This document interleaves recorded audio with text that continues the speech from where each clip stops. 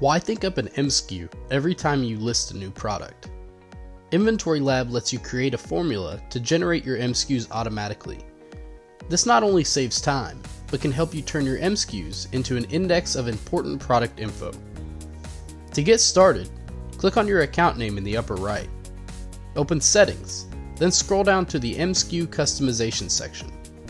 In the I Want To field, you'll have three options. The default option is Let IL create my MSKU. As long as this is selected, InventoryLab will generate random, unique MSKUs for each item. These are unique and prevent any business info from appearing in your SKUs. However, they're not much help for organizing your data. The second option is Use Set MSKU Prefix.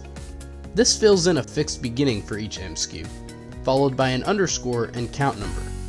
For example, if you chose the word pancakes, your first auto-generated MSKU would be pancakes_1.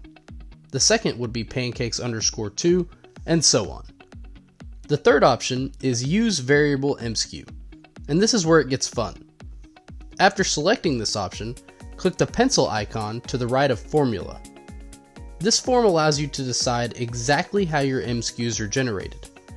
The only thing you can't change is count, which must appear somewhere in your MSKU to ensure it is unique.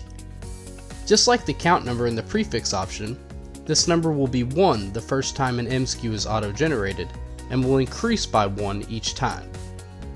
Beyond that, you have full control over the other elements. You can add another field by clicking Add Option. To reposition an element, click the double kebab on its left and drag it into a new spot.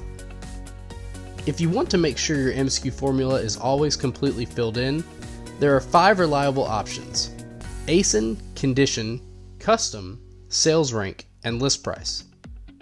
ASIN and Sales Rank are pulled automatically, while Condition and List Price are required fields. Custom allows you to enter any string of text you'd like. It's a lot like the Set Prefix option, except you can place it anywhere you want, not just at the beginning. The other options, Buy Cost, Purchase Date, and Supplier, depend on you or your team filling those fields in during listing. If they aren't filled in, an X will appear in their spot instead. To the right of the option column, you'll see a separator column. This defaults to an underscore, but you can change it to a hyphen, period, comma, question mark, blank space, or vertical bar.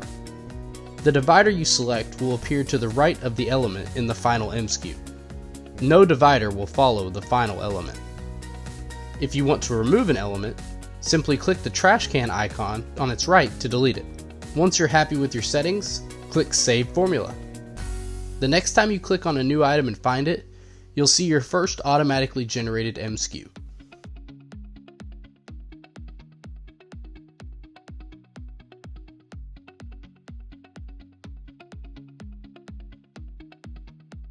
Note that existing MSKUs will not be affected when you activate or change your formula.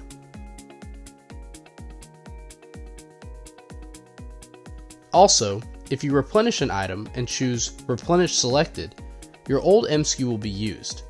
If you want to generate a new MSKU while replenishing an item, choose Create New MSKU instead. With MSKU generation automated, listing will be faster and it will be easier than ever to sort and manage your data.